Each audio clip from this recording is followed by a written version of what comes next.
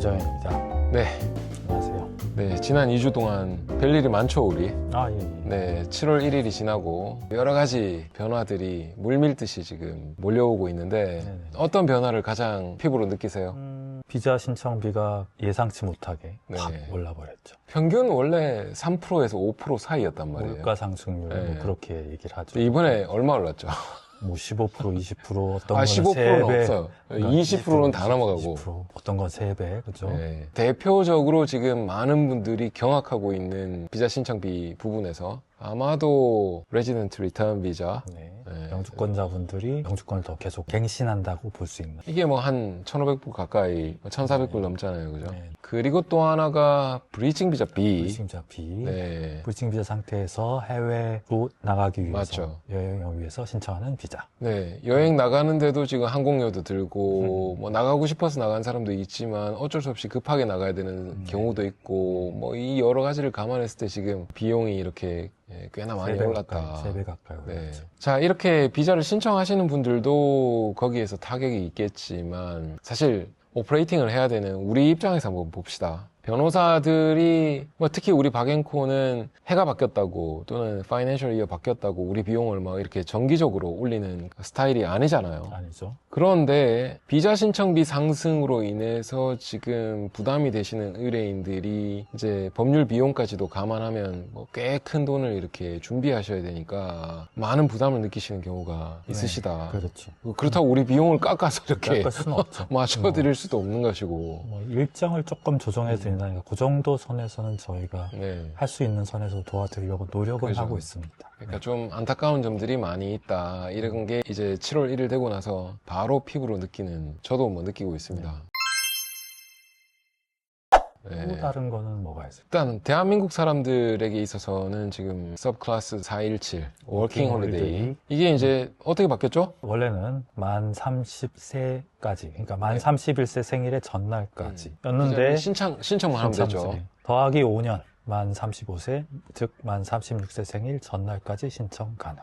자, 여기 이 변화가 어떤 결과를 초래했냐 하면 만 31세가 넘어가서 퍼스트가 됐든 세컨이 됐든 이렇게 했던 분들이 이제 그 다음 워킹 홀리데이 한 번 더 연장을 할 수 있어도 또는 2번 연장을 할 수 있어도 나이 때문에 다른 플랜으로 갈아탔던 분들이 갑자기 뭐냐 그럼 워킹 홀리데이 지금 신청할 수 있느냐 그렇죠. 이런 이제 경우가 되는데 조건 맞으면 조건 맞으면 되죠. 된다.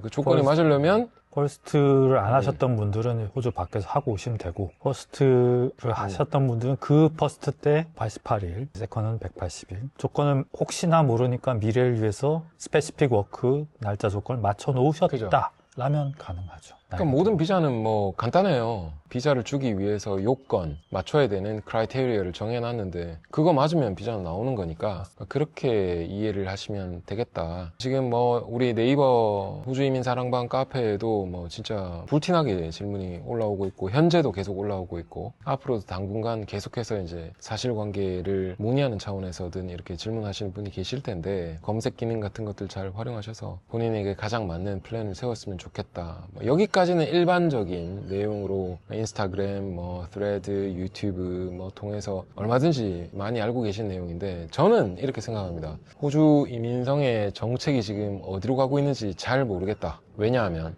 농장 지역이나 지방 지역에서 스페시파이드 워크를 해야 되는 인력이 부족해서 워킹 홀리데이 오던 사람들의 풀을 넓혀주는 셈이라고 봐야 되잖아요. 그렇죠. 그러니까 사람 필요하니까 들어와라 라는 부분 오케이 이해는 할 수 있는데 지방 지역. 근데 공부해서 학생 비자를 하겠다라고 하는 부분들은 굉장히 지금 막는 추세를 지금 많이 볼 수 있고 이러쿵 저러쿵 해서 거절의 사유들도 지금 많이 보고 있는데 이게 어느 장단에 맞춰야 될지 잘 모르겠다. 뭐 물론 포뮬러를 뽑자면 지방에서 그런 일 해야 되는 사람들은 일단 받아주고 그 다음에 학생 비자를 체류 연장의 목적으로 왜 이 공부해야 되는지 잘 모르겠다라고 하는 사람들은 막 가차없이 거절하고 볼 수 있는데 사실 30대 중반을 바라보고 뛰고 있는 분들이 지방에서 농장일 하거나 공장일 하고 돌아갈 생각으로 오시는 분들은 많이 없는 게 일반적이지 않습니까? 적을 수 있죠. 자, 그렇다면 당장 지금 필요하다라고 하는 그 니즈를 위해서 지금 굉장히 미봉책이 동원되고 있는 거 아닌가라고 하는 불편한 마음이 계속 생기고 있더라.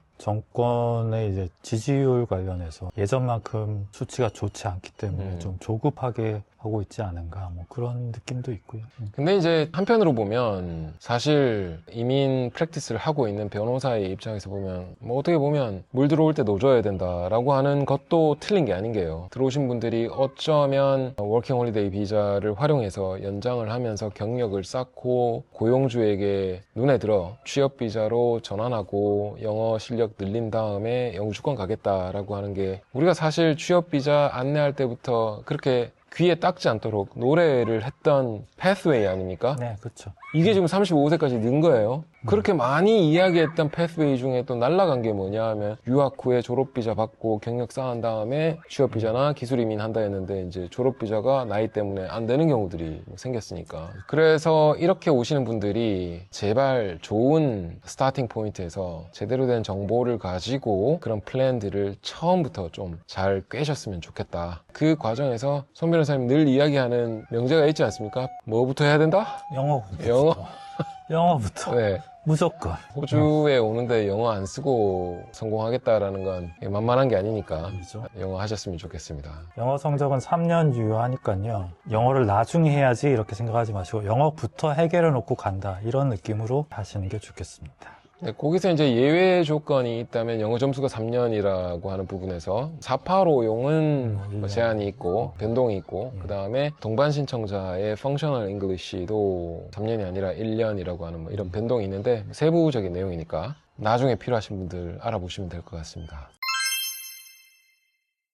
또 다른 변동사항 큰 거 있지 않아요? Core Skills Income Threshold가 지금 얼마죠? 79... 423이더라고요. 원래 499로 알려졌었는데 네. 79423인데 거의 8만 불 돈이지 않습니까? 그렇죠. 그러니까 이것 때문에 지금 뭐 멘붕 터지는 곳이 지금 많이 생기고 있다. 이전 수치였던 76515 대비 3천 몇 불 좀 올라갔는데 네. 그게 거의 8만이다 이러면 심리적 부담이 굉장히 크신 것 같더라고요. 심리적 부담도 부담인데 이게 많이들 이제 아셔야 되는 부분이 결국엔 이 돈 준다고 해결되는 게 아니잖아요. 이 최저 하한선이라고 하는 이 돈보다도 같은 일을 하고 있는 호주 직원이 있다면 그 직원에게 이 돈보다도 같거나 높은 돈을 줘야 되고 노미니한테 이 돈보다도 같거나 높은 돈을 줘야 된다 이거인데 그러다 보니까 보통 공식은 다 똑같아지죠. 그죠? 그렇죠.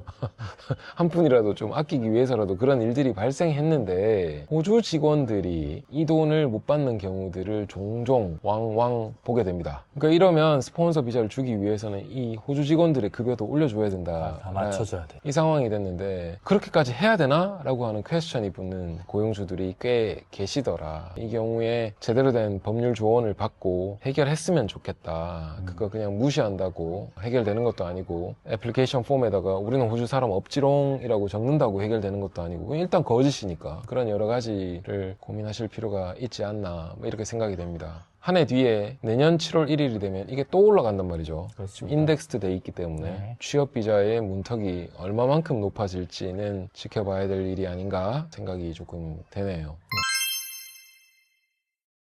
최근 송 변호사님 알턴이가 좀 빠졌다. 아니면 좀 근사하게 끝났다. 뭐 이런 거 좀 기억나고 떠오르는 거 있으십니까? 저희가 비자가 6월 30날까지 나와야 되는 비자가 있었는데 네.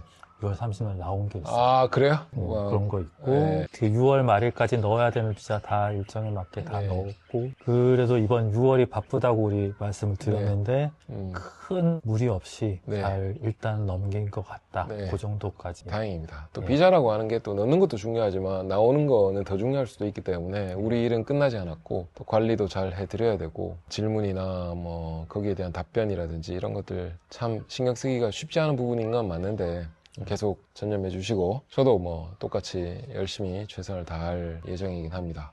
제 사건을 뭐 좀 이야기를 해보자면 최근에 이제 All You Can Eat 레스토랑 컨텍스트에서 이제 SID 노미네이션과 비자가 성공적으로 잘 나왔다 이런 것들. 근데 왜 All You Can Eat 컨텍스트에서 이게 일반적인 거랑 좀 다르게 쉽지 않았을까요? 풀 서비스 레스토랑이냐 음. 요거 관련해서 호주 이민성 측에선 컨선이 있을 수 맞죠. 있었겠죠. 그러니까 미리 만들어 놓고 뒤에서 그 주문 쳐내듯이 그냥 내놓는 거 아니냐 이런 엘리게이션이라든지 또는 그렇게 뭐 수십 종 되는 메뉴들을 자랑하고 있다면 레시피가 다 정해져 있어서 키친핸드라든지 이런 친구들이 그냥 조립하듯이 내놓는 거 아니냐, 이런 것들. 그 다음에 팩토리 세팅이라고는 아니라 할지라도 매스 규모로 만들어내는 그런 거 아니냐, 그래서 셰프가 필요한 거 아니지 않느냐, 뭐 쿡도 필요 없는 거 아니냐, 이런 얘기들이 뭐 있기 때문에 그런 건데, 성공적인 변론으로 해결할 수 있었다, 이런 것들 뭐 있고요.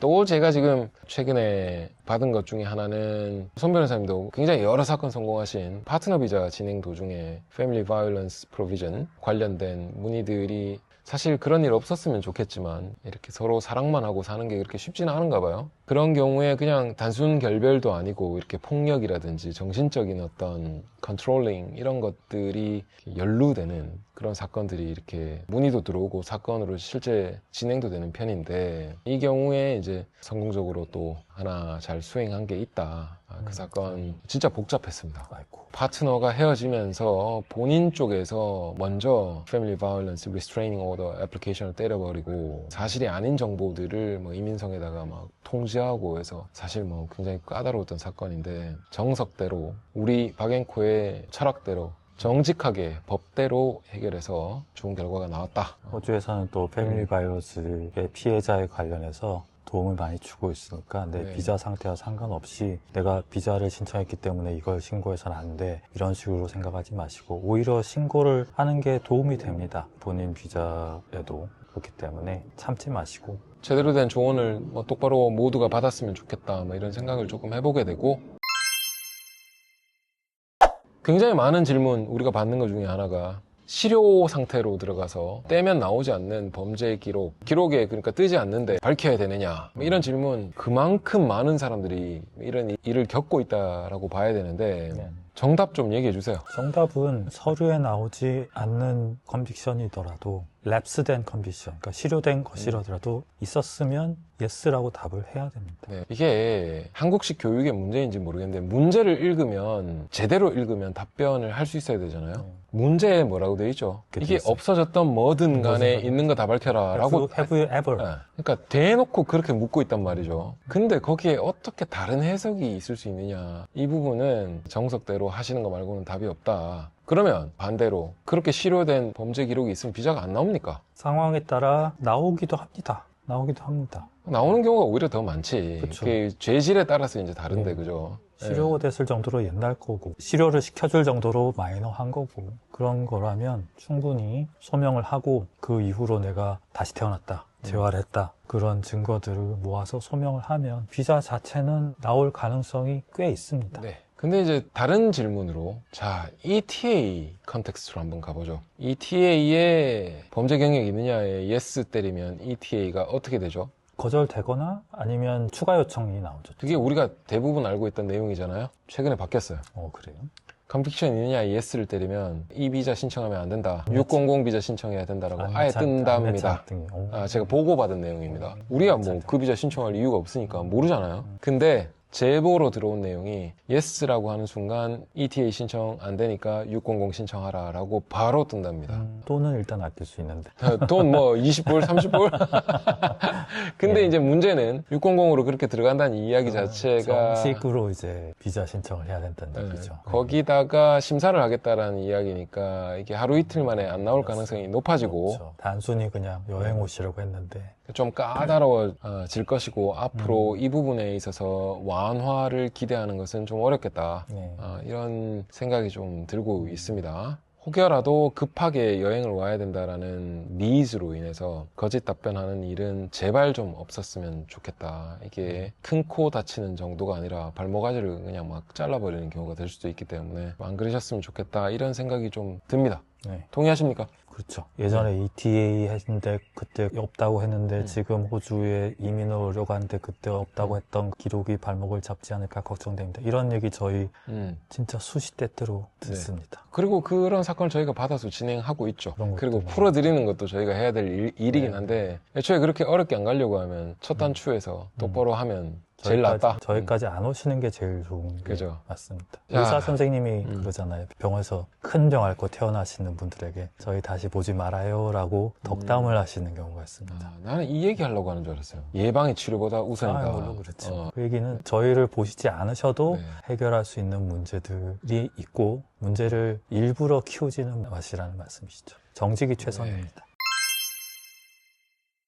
그 다음에 뭐 몇 가지 우리가 생각해 볼 수 있는 게 이민과도 연관은 있는데 스폰서 비자 중에 요즘은 좀 많이 없어진 것 같아요. 백머니라고 하죠. 내가 스폰서 써주니까 이만큼 내놔라. 이거는 지금 요즘 좀 많이 없어진 것 같기는 한데 저는 최근에 대놓고 그런 냈다라고 해서 그 돈 관련해서 어떻게 해야 됩니까? 라는 질문을 정말 최근에 받았습니다. 네. 아직 있습니다. 근데 이제 이런 경우는 제가 좀 봐요. 트레이닝 피라든지 그러니까 사프죠. 사프부터 시작해서 법률 비용까지도 고용주가 감당했으니까 그 돈 뭐 까겠다라든지 적어도 그 돈은 내라라든지 내가 자리값은 안 받을 테니까 뭐 이런 경우들 가끔씩 듣는 경우가 있는데 제발 좀 안 그러셨으면 좋겠다. 그런 이야기 한번 해보고 싶고 그 다음에 캐시잡을 했는데 경력으로 쓸 수 있느냐 아니면 캐시잡 했는데 알고 보니까 그게 너무 터무니없이 적게 받은 돈이더라.